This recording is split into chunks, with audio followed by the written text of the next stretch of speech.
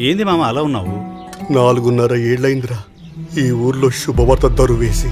ఈ అవినీతి ఫ్యాన్ ప్రభుత్వం వచ్చినప్పటి నుంచి ఎప్పుడు చూడు రైతుల ఆత్మహత్యలు, ఉద్యోగ అవకాశాలు లేక యువత వలసపోవడం, పెరిగిన ధరల వల్ల ఆకలి చావులు తప్ప ఇంకా మన ఊర్లో ఏం మిగిలిందిరా గట్టిగా తప్పు కొట్టి చెప్పడానికి.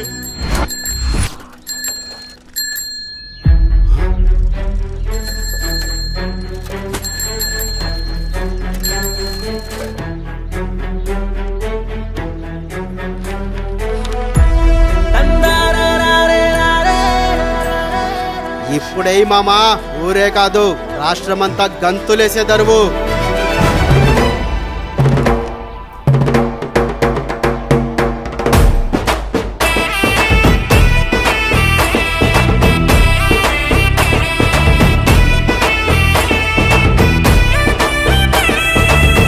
ఇందు మూలముగా 50 మంది ప్రజానికాన్ని తెలియజేయడమేమనగా శ్రీ నారా చంద్రబాబు నాయుడు గారు ముఖ్యమంత్రి అయిన తర్వాత ప్రతి ఇంటికి ఉచితంగా ఏడాదికి 3 గ్యాస్ సిలిండర్లు ఇస్తారంట. ప్రతి మహిళకి నెలకు 1500 రూపాయలు ఆర్థిక సహాయం ఇస్తారంట.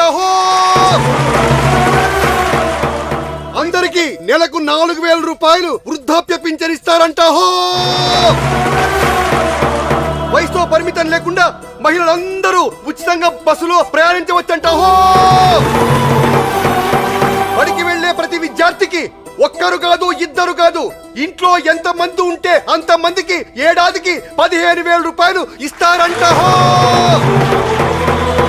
ప్రతి రైతుకు ఏటా 20,000 రూపాయలు ఆర్థిక సహాయం అంట. మన యువత కోసం 20 లక్షల ఉపాధి అవకాశాలు లేదా 3,000 రూపాయలు నిరుద్యోగ భృతి ఇస్తారంట.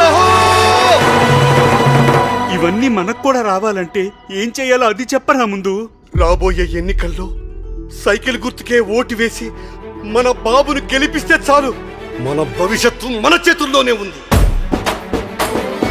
బాబు రావాలి, మన బ్రతుకులు మారాలి. బాబు రావాలి, మన బ్రతుకులు మారాలి.